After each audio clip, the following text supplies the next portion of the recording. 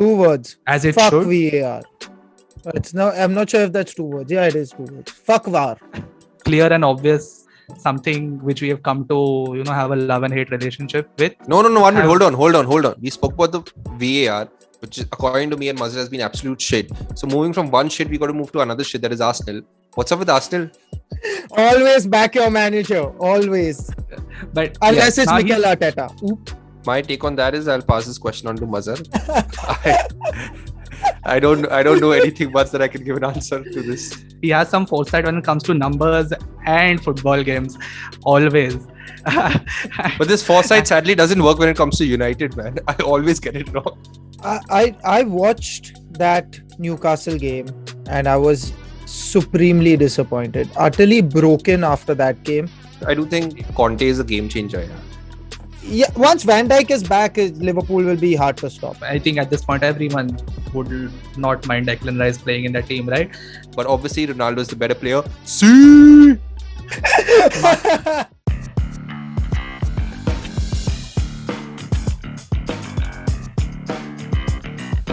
Hey everyone, welcome to another episode of All About Sports, the podcast, a podcast by the fans, for the fans. Now, one thing which we've said from the get-go, which was around a year and a half back, a year and 3 months back, is that we are committed to bringing discussions around sports which are not really covered in the Indian landscape. And keeping with the spirit, we had Vabis Barucha, the captain of the Indian women's rugby team, on our podcast. I think that was the latest episode, and you should really catch that on all our platforms. You can listen, you can watch, and you can gain an insight into what Indian rugby looks like through that podcast. Before we get into the meat of today's discussion, some little tidbits which happened in football, because that's what the discussion today is going to surround. Leo Messi is tested positive for COVID-19. Okay, you have to discuss Leo Messi, whether it's unfiled tax returns or COVID-19. We will never not discuss Leo Messi because, of course, there are a lot of Ronaldo supporters. Or picking up Ballon d'Ors that he doesn't deserve. For that, catch one of our other previous episodes where Shubham and I discussed that, and we absolutely obliterated FIFA. Plug after plug into our different episodes. And another thing, Shubham has always been this fortune teller. He called Barcelona, dropping into the Europa League, and they did. Shubham, props to you for that. I don't know. He has some foresight when it comes to numbers and football games. Always.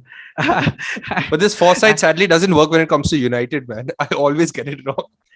See, where the heart is involved, I don't think, rationality really dictates much. Coming to what the top leagues look like in football. So the Bundesliga, Bayern, after 17 games, they are 9 points ahead of their only other competitor in the league, Dortmund. The only other competitor is Bayern B team. Oh, ouch! Shots fired at the Bundesliga. But anyway, so by the way, do you know that Rangnick recently said that Watford and Burnley, the teams who are in the bottom half or like the bottom part of the Premier League table, they would never be in the same position in the Bundesliga, because they would the way they play, they're far more intense and physical than other Bundesliga teams. So that just goes to show the difference in performance parity. Yes, the gegenpressing master teacher of Klopp has a lot to say about his former, league home. But anyway, the Italian league is much closer. Inter Milan is leading. Inter Milan is topping the table with 46 points. AC Milan on 42. Napoli close third, 39. Much better split as compared to the Bundesliga. Coming close to the Italian league is La Liga. Madrid are again 20 games in on 46 points. All right, but Sevilla have 2 games in hand, and they are on 38 points. So again, the split is not anywhere as bad as Bundesliga's. The French league, though, a lot to be said about them after they have dropped out of the top 5 European leagues. As we said that, Madrid are on the verge of losing to get Getafe. They are 1-0 down with 5 minutes to go. So just by the time this episode is obviously released, you will have all known the result, but it's fun for us and keeps us on our toes. So yeah. And it was amazing. Ancelotti fired shots at Barcelona saying they aren't our competition anymore. Well, you always know Carlo to make big statements, especially when he is at the helm of such clubs, which surprisingly, until Everton, are the only kind of clubs he was at the helm of. Until he downgraded big time to Everton, only top clubs. And much to be said about the French league, okay, in the sense that they have dropped out of the top 5 leagues of Europe. Right, PSG is ahead by 13 points. 13. And this is with a Leo Messi who's barely had to make an effort. Neymar Who's injured. struggling in the league, by the way, hardly Yeah, getting in goals. Neymar is injured. Oh my God, Mazza drinking Coke. And because you're talking a lot about Messi, let me tell you, Ronaldo ends 2021 being the highest scorer for Juventus, a team he left in May, and is the highest scorer for Manchester United, a team he just joined recently. And Messi is nowhere to be seen in PSG based on the numbers that he's produced this season. Still wins the Ballon d'Or, but obviously Ronaldo is the better player. See. Malu, where is that jar of reasons which you just keep handy when you have to debate this? Where is it? Please just turn your camera somewhere, because I know it can't be so prepared. Malu always coming in clutch with the numbers, but of course, I am very sorry. He doesn't even know his logos. Excuse me, it's a retro kit. All right. I will get Krishna to edit this out. You know me. All these fails do not go on record. But anyway, since we're discussing the Premier League, right, it's where all our attention is generally focused when it comes to football. There were certain themes when this season rolled off. One of them being that United would finish in the top 4, considering how they ended previous season. Since I have 2 United fans with me, what are your thoughts now that half of the Premier League season is done, Christmas and New Year's have gone by? Malu, first with you. I know you were never very pro Ole or anti Ole. You just wanted to see how it was going. Now we are past that. What do you think? And what do you think should be the expectations for Rangnick to end the season? So start of the season was very optimistic because we finished second in the league, which was pretty decent. Obviously, we lost the Europa League, but the board really supported him, got in big players. Varane, who I consider to be one of the best centre-backs in the world. Sancho, upcoming talent, definitely one of the best prospects. And obviously, we bring in Cristiano Ronaldo. The season started off well, but then after that, obviously, things looked horrible, pathetic. There was no... the team just wasn't playing well, too many losses. And obviously, sadly, Ole had to lose his position. Actually, not sadly, it was justified. He deserved to lose his job. He just wasn't good enough. Ralph comes in, a lot of optimism. But I think it's been four league games he's been in charge of and 1 Champions League game. That was against Young Boys where there was heavy squad rotation. He wanted to check out his players. I am optimistic. I would like to believe that this guy really knows his shit and he is someone who, unlike Ole, is a not just top class manager. He's been a football director, has changed the history of clubs by actually taking them from clubs which are unknown to clubs which really challenge now. For example, the Red Bull teams. And he has brought in a sports, I think, psychologist, which wasn't there at United, which is very common in German clubs, but wasn't there at United. He's changed the backroom staff. There's a clear identity in terms of how he wants to play. So yeah, I'm optimistic about the second half of the season. And in terms of where I think we would finish, I see top 4 is going to be a fight, especially for that 4th position. But I would believe with just the squad and the depth that we have, we should get top 4. And I don't think we'll win any trophy this season. We have the FA Cup we're challenging for. I don't think we're strong enough. And Champions League, I think if we make it till the quarters, hopeful till the semis. But yeah, we should make it till the quarters. That's what I'm expecting. So I'll give props to Malu for that, because I heard a certain ex-player, current pundit, who said that United shouldn't really have too many hopes this season because, well, that's how you don't want to go on record and say that you're expecting XYZ level of things from a manager or a side because you could fall flat on your face. Mazhar, what's your take? Do you agree with Malu in the top four assessment? I watched that Newcastle game and I was supremely disappointed, utterly broken after that game. I saw nothing in that team. And I don't blame the manager at all. The players didn't seem to have that willingness. They didn't have that steely-eyed spirit. There was nothing in that game. United turned possession over 167 times in that game. Think about that. Just take a moment to take that in. In a 90-minute game, you lose the ball 167 times. Oh gosh. Two players were in uh, the 20s in terms of losing possession. I think that was McTominay and Bruno was the worst. yeah, Bruno had 26 times that he had lost possession. So uh, Bruno has been a shambles for a while now. He's trying. I don't know if he's trying too hard or I don't know what's suddenly gone wrong. It's just that's the thing, right? They say when the going gets tough, it seems like you can't dig yourselves out of that hole. That's why it's so important to keep winning and have that winning mentality. Manchester United have done nothing since Fergie left. Let's face it. Yes, Mourinho won some silverware, Van Gaal won the FA Cup, but that's about it, right? We have not had an identity. We haven't played good football. Yes, we had a long period of time under Oli where things looked so good, so good. Sadly, it didn't last. And like Shubham said, rightly said, he seemed way out of his depth after a point. So we had to move on. That's what makes Pep's team so good, right? Once they taste that success, they just want it more and more, and then they just roll on. What they've won 11 in a row right now as well.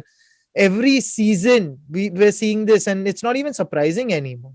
It's like you just expect it. That's the sad thing. As much as we blamed Oli, looking at that Newcastle game, I really can't help but think that the players just don't want to.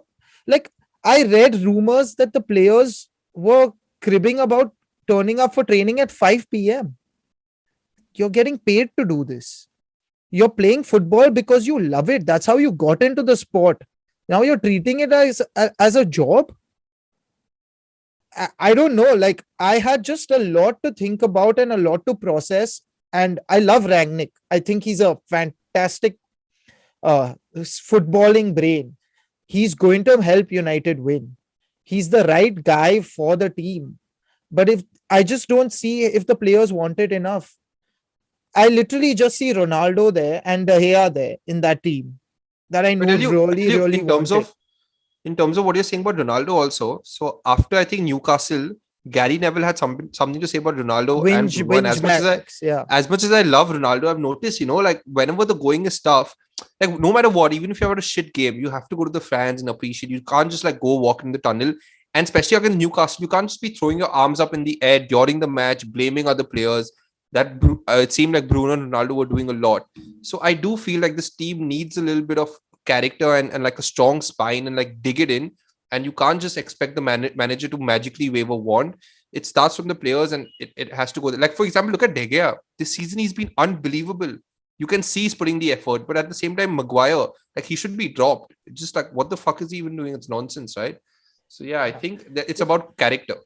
I remember after that Newcastle game, Mazhar and I were on a call, and I think both of us couldn't agree more in what is now very evident in our, outwardly approach about how we discuss this thing, that the Premier League quality of football just doesn't feel uh, at par. Like, it's not, forget being exciting in terms of it being end to end. You don't even see any club steamroll another club except for City. That's about it. All right, I don't want to sound unfair or biased. Off late, the last 4 or 5 games, Arsenal have been grinding results, all right, with decent football. Spurs seem to have gotten on song. Now, coming to the other theme, all right, of since when we began the season, Spurs has been in the same thing for the last 4 or 5 seasons, that they are a top four side. All right, but somehow they don't seem to have a run of form which lasts the entire season or lasts for a substantial amount of the season. Now they kind of got hit with the COVID spree, and things didn't really seem to be going for them, but now off late they're doing well. Where do you think that side ends up, considering at the beginning of the season there were doubts about Harry Kane's future at the club, uh, new manager getting sacked? Where do you think Antonio Conte takes them this season? Mazhar, I'll go with you first. I love Conte, man. I was kind of heartbroken when he joined Spurs. I know many people were saying, "Oh, he's not a United manager." But please tell me now, what is a United manager? Please tell me. Like, we've got the right pieces, we have the right players. I think a Conte would have done extremely well with this United team. Coming back to Spurs, I guess Gui, it comes back to that winning mentality. Spurs have repeatedly gotten close, but they don't know how to cross the line. Reminds me of New Zealand, who have also changed things. Let's face it, in cricket. It reminds me of Netherlands in football. When it comes to the big competitions, they make it to the finals, and then I don't want to say chokers necessarily. It's the lack of experience of winning things that that they can't cross the line then. So I think it's one of those cases. They are playing good football. Gui, you're right. I thought they should have battered Liverpool. They should have been 3-0 up against Liverpool in 25 minutes. 100%. They should have given Liverpool the thrashing of the season, if you ask me. That's how they had their foot on Liverpool's neck and they didn't do much about it. That's the issue with them. So not being clinical enough has haunted them. But I don't know. I do still think that Spurs, honestly, it's going to be a tight battle till the end of the season, according to me, between Spurs, Arsenal, United for that fourth place. I do see Chelsea dropping off a bit. So there's a possibility that, again, even third place is not necessarily secure. I think Liverpool will also pull away eventually. Just give it time. Again, Klopp will find his feet. He'll figure out a way and it'll work. So basically wait till Fabinho and Van Dijk are back from COVID. Yeah, once Van Dijk is back, Liverpool will be hard to stop. Let's face it. As much as I hate to say it, it's a fact. Van Dijk is just way too good. By far the best defender in the league. So there's no question about it. All right. Now, again, I don't want to seem like I'm asking too many questions which are, United centric, but David Moyes has taken a West Ham side to top. They were second at a point. Now they're currently sitting on fifth on 34 points. They are 1 point behind Arsenal, but I think Tottenham have 2 games in hand and should be able to jump them. All right. Mazhar, who stays very close to the stadium, has pulling out his jerseys just to taunt us with them. Where do you get these from? Oh, I got them from Jersey Pro India. We can put their Instagram handle in the description, and they sent it all the way to the UK, man. So the plug was so subtle that I can have a runner of Jersey Pro India behind me. but anyway, he was such a big David Moyes fan back then also. Irons! He used to be a David Moyes fan back when he was the chosen one also. I remember very clearly, all out support for David Moyes. Nothing vehement coming out of his mouth. Always back your manager. Always. Golden rule of life. But unless it's Mikel Arteta. Oop.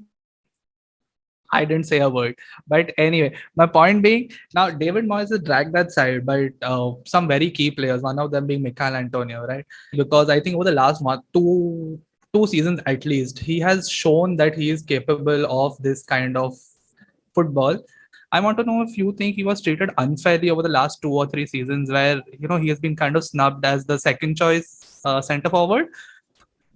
Because they have like a 45 million Sebastian Haller, who's a club record signing, and you want to prove that your signing was the right one, or even in the sense that when this guy was injured, uh, Michail Antonio was never given a substantial run of games to prove himself. The moment Sebastian Haller was like, even remotely fit, you want to start him just to prove a point.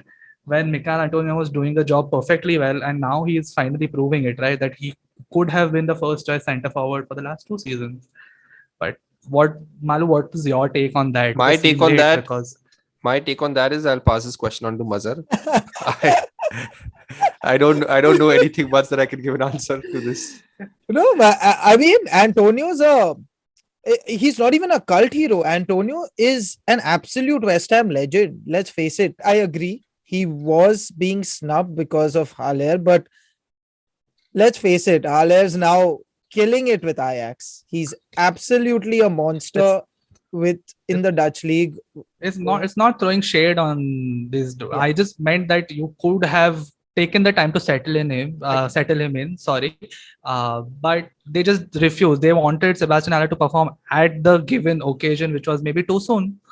No, I just don't think you're right. You're right. I know, I get what you're saying. I just don't think Haller fit in the system. But again, you've paid so much for him. Being West Ham, paying 43 million for someone means he has to play. And there was no way they could have played two strikers in that system, given that they don't have any attacking prowess apart from their strikers. Lanzini and yes, Jared Lanzini is Bowen, there. that's about it. Jared Bowen, but again, Lanzini is also inconsistent. As much as I love him, he's not consistent at all. So you needed creativity. Like if you don't have creativity, then you need goal scorers. So but anyway, Antonio's also, to be fair to West Ham, Antonio is injured a lot.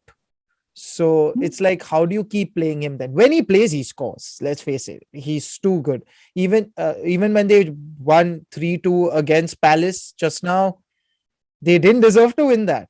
But it was just, at the end of the day, they got the goals. Antonio stood out, scored again. When he plays, he scores. Simple. I think in spite of their lack of attacking prowess, now we say lack of attacking prowess because we mean that there's just one outlet to score. But I think they win games because they can dominate the midfield, courtesy a very, very, very, very in demand CDM. Declan Rice is holding the fort. He has been for 2 seasons under the spotlight because Chelsea want him, United want him, God knows which other team wants him. I think at this point everyone would not mind Declan Rice playing in the team, right? And very few English sides he doesn't get into the starting 11. Do you think there is an English side which he doesn't break into the starting 11? Do you think there is a better CDM pairing or a CM pairing which Declan Rice can't really walk into? No, No, I I think he gets into. yeah, I think I he's agree. pretty good. Yeah, I that's think something. Declan Rice and Jude Bellingham should be the pairing. I know Southgate is supremely pessimistic and defensive in the way he plays, but Mhm. it should be Declan Rice and Jude Bellingham playing in the center for sure. Now, coming to this other theme, like I'm stuck on the fact that we always want to stay ahead of the curve when it comes to the Prem, right? We've always hoped that Leicester City does well because they are like the kind of the favorite underdogs of no longer underdogs, unfortunately for them, because they are languishing in the table, almost mid-table right now. They are 10th, 18 games in, they are only on 25 points, whereas the top six, okay, let's even take seven. United is seventh and they're on 31 points, and they have the same number of games, 18 games, 31 points. Leicester 18 games, 25 points. So that's a lot of ground to make on the top six, seven, whatever you want to call this formation, including West Ham. Where do you think it fell flat for them? Because Brendan Rodgers is still there, all the key players are still there. What went wrong? I mean, we Yeah, actually, I had tell you what, now that you bring that up, no, I'm surprised, yeah, that Leicester have fallen to 10th, and that too, in terms of points, also, they're nowhere even like they're 6 points off United from 25 to 31 points. And considering the fact that Rogers is still there, the team is pretty much intact. I'm surprised that they've actually And the fallen 6 points so. off a team which we just said has had a managerial change. Yeah. Players cribbing, whinging, whatever you want to use. I'm guessing this is just off the top of my head. Perhaps it won't make any sense also. But I'm thinking maybe the fact that United was going through this managerial change and Brendan Rodgers' name was thrown in the hat. Could it be that his head has been turned a little bit, or maybe he got distracted at that point in time, and maybe that's impacted it. I don't know. I'm guessing. I'm just guessing, doing guesswork. Shubham and his conspiracy theories. I love it. I love it. If Malu can, if Malu this guy, I don't know, Pogba's agent, Mino Raiola, I think, if you ever want to take a spot in terms of controlling the narrative, do it. I think he would just screw with every manager in the league and then go and ship his player to someone else. I think I should have made a career in sports media only. That would be 100. We'll back it. All about sports. When I'll apply for a job now, I'll get a reference letter from all three of you all from All About Sports. 100%. So now, Brendan Rodgers, I don't know, like the thing, he did get linked once or twice because there were, two of the top 6 teams went hunting, right? And why wouldn't you pick up Brendan Rodgers, who did such a phenomenal job with Leicester City? Coming to another managerial change or an appointment during the season, not during, but pre-season, right? Patrick Vieira is in charge of Palace. He has miraculously gotten a yellow card in this decade as well. He got a yellow card from his managerial box also. All right. What do you think about how Crystal Palace is doing? Because again, this is a side which generally just about breaks into the top half of the table and then falls back into the second half because again they lack the conviction. They have good they have certain players who do well for a few games, grind out results, but again not enough. But Palace has been on the end of some dodgy decision making in terms of referee calls, VAR calls. And now I'm going to throw it back to the first episode of All About Sports. All right, we discuss VAR. What do you think has improved or worsened in the implementation? Because of late, again, we are seeing a lot of calls being taken based on tech. What are your thoughts? Because again, it's clear and obvious something which we have come to have a love and hate relationship with those two words. What are your thoughts? Because I think it happened in the Arsenal City game. It has happened in a few games in December where one penalty call gets viewed on the screen, one does not, one doesn't even get a VAR check, and one does. Again, the offside ones we can leave, all right, but just about the implementation, because we did crib a lot in the first episode. Maz, what's your take? Do you think it has significantly improved? 2 words. As it Fuck should. VAR. I'm not sure if that's 2 words. Yeah, it is 2 words. Fuck VAR. No, when you ask this question, Agui, in my head also I was thinking, I don't think VAR has really bettered football. It's kind of like just made it irritating because these guys, they themselves don't know how to implement VAR properly. Last season, VAR was again like there were quite a few incidents. Last season, so they had issues with penalties and God knows whatever was going on. This season, again, like specifically talking about VAR in the Man City Arsenal game that just happened a few days back, there were issues. There have been issues all throughout. So I just feel like, okay, they've gotten this tech, but till the time they do not actually implement it properly and have a rule book which is actually followed to the T, and not just in the league, across Europe, I think, I don't know, man. I'm not enjoying VR too much. I think it's spoiling the fun. With time, it's supposed your implementation of a given set of technology should improve. I don't think it has gone the right way. It's just stuck in the sense that it's ambiguous. I think when they bring in technology like this, a technology which has a massive change in the way the sport is viewed, especially sports like for example, football in the big leagues, where there's huge money and there's like obviously there's a lot riding on every single game and every single point. When they're bringing in tech which is reforming a sport or disrupting a sport, why not implement it in the lower league, like implement in the Champions League, in the Championship, or like in the second tier leagues of other countries, and see how it works, make the changes out there, do the trial and error out there, and then implement in the big leagues, instead of just going forward and implementing the Premier League and then having this constant debacle and issues. That's what I just think. That's a much better planned approach towards introducing anything new anywhere, right? It's how you would introduce new tech in a corporate job as well. I don't know. Maybe they believe that the Prem is the pinnacle of football in England. So you need to get it right there, and then it will flow slowly towards lower leagues where you have maybe not the top tier referees and officiating personnel. But anyway, now coming to kind of close this episode. No. 1 minute. Hold on. We spoke about the VAR, which is, according to me and Mazhar, has been absolute shit. So moving from one shit, we got to move to another shit, that is Arsenal. What's up with Arsenal? Why don't you give some feedback on how your team has performed this season? I will just ask Krishna to edit the whole thing out, and he'll keep only what are your thoughts on your team this season. This is a very easy fix for this Malu. But anyway, for Arsenal, I think it was a rocky start, and I feel that we kind of get harshly done by not having any postponements with the side or the squad getting COVID, which only which only Tottenham got away with. Even Liverpool, I felt unfairly treated, just like Arsenal, in terms of whether we get a postponement or not on the games. And that two games which we played with a COVID afflicted side were the first two games, which were against City and Chelsea. All right. Okay. Don't really want to say much on that front, because it's something which is administration. Coming to the football aspect, I think decent run of games over the last 15 odd games where we've done well. In the last 4 had a rough patch, and again the previous 5 before that were good.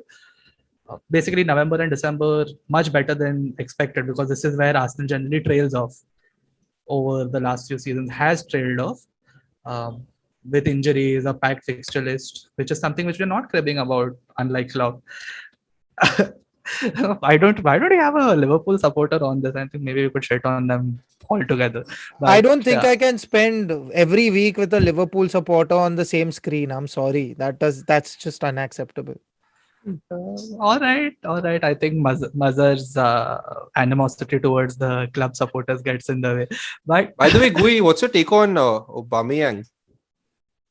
Okay, it's the same as it was on Ozil. If you're not performing, you shouldn't be in the squad. And him getting dropped, not being captain anymore, and getting dropped and stuff like that. First of all, what was the whole idea behind 5 captains and 5 leaders in the dressing room? I was never on board with that to begin with. You need to have an identified person leading the dressing room. Yeah, Harry Maguire. But again, that whole Unai Emery 5 captains thing, not my style of really leading a side. I think it's much more important in a sport like cricket to have a captain, where you need to have on-field decision making. Here, Arteta's literally barking at you from 4 meters away. Like, I don't really see what a captain does apart from keeping the dressing room together, which I still believe is more important for the manager to have under his control. Again, that is one. Again, fresh look on Martinelli again after he has come back from his injury. ESR. Emil Smith Rowe and Bukayo Saka doing really well. Both of them have hit 10 plus, or I think they've just hit 10 goal contributions for the season, which is good. The last time Arsenal had 2 Englishmen doing that was, I think, in 95-96 season, I think, which is Paul Merson and Ian Wright. They did. So it's a big deal, right, to have a... Did they win anything that season? I think so, yes. I do think so, yes. See, unfortunately, these questions don't. I had a punchline ready. Had you said no, they didn't win anything that season. I don't think. I don't think they're going to win anything this season. Also, I think they won the season after that. 96. Exactly. They won the season after that. Yeah, immediately after that. But anyway, I ruined the punchline by that's saying not going to yes, happen next season also. Who knows? Again, I am. You're talking to an Again, Arsenal fan. I've Shubham, next lost season hope they so lose. many years They lose back. 4 games in a row. They lose 4 games in a row next season, and then suddenly Arteta out, Arteta out. Suddenly he'll win. Oh no, he's improving the It's team. He's improving the the team. same as any other English fan base, including Manchester United. I Hey, can't bro, we are complain. way more patient than your AFTV and the rest of your Arsenal fan base. We are way more patient. Okay. The rest I can only answer for myself, though. But coming back to what Arsenal has looked like during the season, I do not mind the centre back pairing. Do not mind the front four. Finally, they seem like a coherent front four as opposed to uh, Oba playing left wing, which was just like the most horrible idea I have ever seen being tried out for the longest time, right? It went on for a year and a half, and I don't know who was the first one to think of it. Bad idea, which was stuck with. Finally, now you have left wing players who play that place. Like, they actually play like they are left wingers as opposed to strikers trying to play left wingers. Which so coherent centre back pairing, coherent front four, and Aaron Ramsdale, great signing. I always thought like Bundano was doing a decent job, but Aaron Ramsdale makes the regular saves and the saves for the camera as well. The big ones generally he manages to save. I think the ones which have gone through are things which are like almost out of his control, deflections, or he's just been absolutely completely beaten by a top corner shot, which is a pretty decent record. I think he has had the most clean sheets also any Arsenal keeper has had since they have signed on, like considering like the percentage of games he's played, which is more than I could wish for from a new Arsenal goalkeeper. Let's be honest, the last Arsenal goalkeeper, which was of any note, was David Seaman. After that, it's just been downhill. So I can't complain about how Arsenal are looking this season, considering we didn't have much to begin with.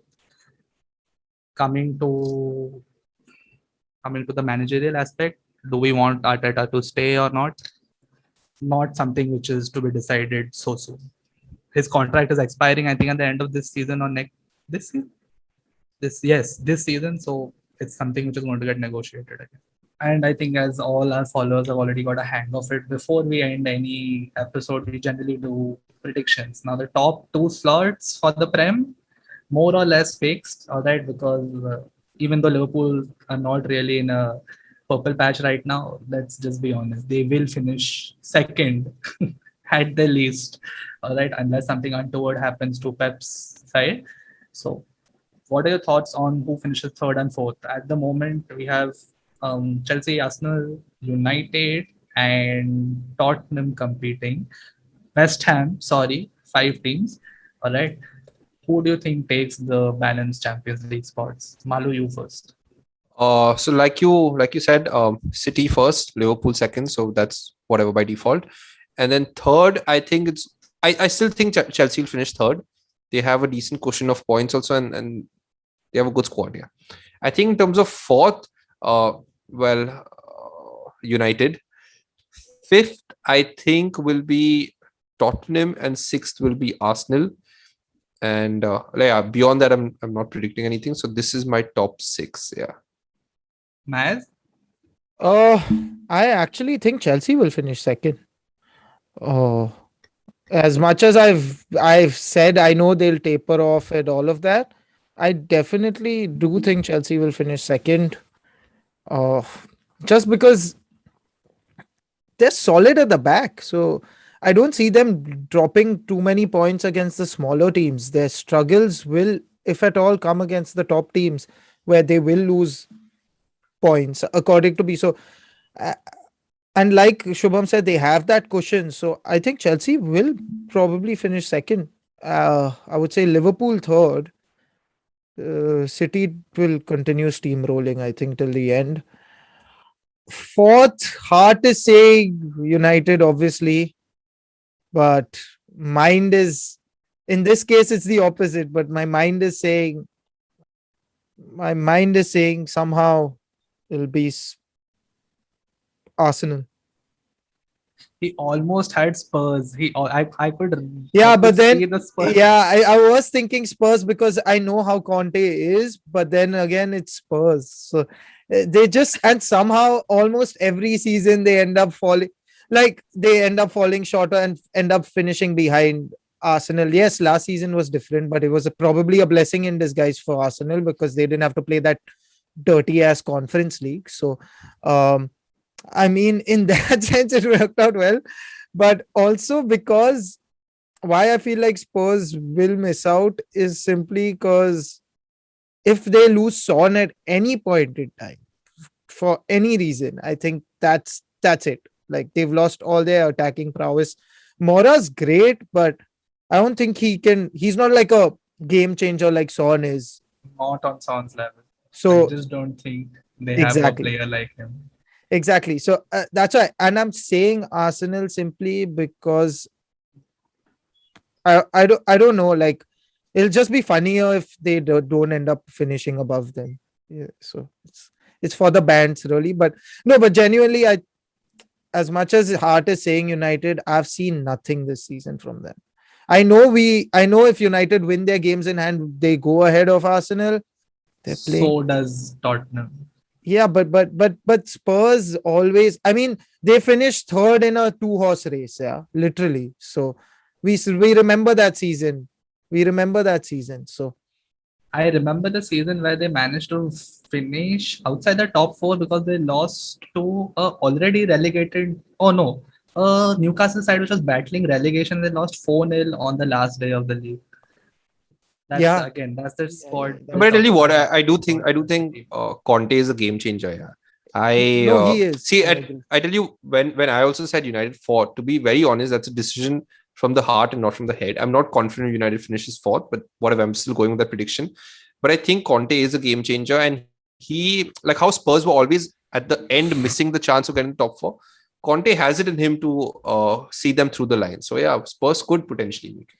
100% Shubham. I'm with you on that. My only doubt with Spurs is Kane not firing, which means that's over reliance on Son, who embraces it. But like I said, if Son gets injured or misses out on certain games due to whatever reasons, hopefully not COVID could as be well. a factor. Yeah, exactly. Hopefully he doesn't get COVID or get injured. I don't dream of any player to get any of those two things. But if it does happen, God forbid, then I think they're in trouble. That's the only reason. Coming to my top four pick now, I will contest Mazhar on one thing. I think Liverpool are already in second place. They have a game in hand, which puts them ahead of Chelsea because I mean, let's just say that at this Liverpool point, lost to Leicester. you- Okay, so let's not jump the gun. And while Van Dijk is Liverpool- out, while Van Dijk is out, anything is possible. Salah might go for Just- AFCON as well. Yeah, just one more thing. We didn't mention AFCON. So which are the top six clubs who which clubs will take the biggest hit because of AFCON? I think Liverpool will. Yeah, they lose Uh, Mane and Salah. So and that's- Salah. Yeah, that's a big loss. And Keita as well. If did they qualify? I'm not sure. If Dude, if that actually happens and Van Dijk is also out, so yeah, second place, they might drop from second place. Yeah, you never know. I think I hold some faith in Klopp still. I think it's City, Liverpool. All right. Again, Tuchel will grind out that third, I think. Yeah. Over Conte because I'll give Conte the benefit of being new to the role and still having to deal with a squad which is now, I mean, 3 games in hand, so they will have double game weeks. Not really easy to score. People are saying games in hand. It doesn't mean a fixed 3 points, right? We saw that with Liverpool lost to Leicester, surprisingly. After Leicester got absolutely hammered by City, absolutely thrashed. but What was that everyone game? does, Gui. Everyone Yeah, exactly, does. So, exactly. They got thrashed by 4 goals in the first half. Of course, they came close again, but it's the same side which beat Liverpool. So though that games in hand, I'm not really sure how that works out for Tottenham. So I think Chelsea is still the strongest horse for third. Fourth place, of course, amongst the competition, I don't think West Ham will hold. I don't think Spurs will hold. is going to come down to the best of friends and best of enemies. United and Arsenal are going to, I think they'll have to compete. And currently they're 1 point apart, right? If United wins all their games in hand. I hope it's Arsenal.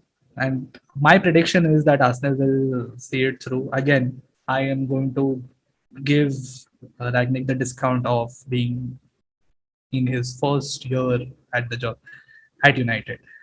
But that was for my predictions. I don't really care what happens outside of the top four. It doesn't matter which Europa League spot you get, right? It's still a Europa League spot. Uh, and with that, I think we'll call it curtains for this episode.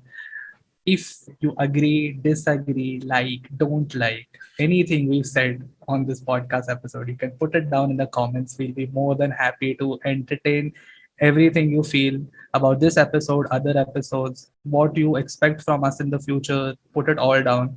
You can listen to us on every podcast streaming platform. You can catch our videos on YouTube and Instagram. You can find us on LinkedIn also, because yes, we are active on every bloody social media platform.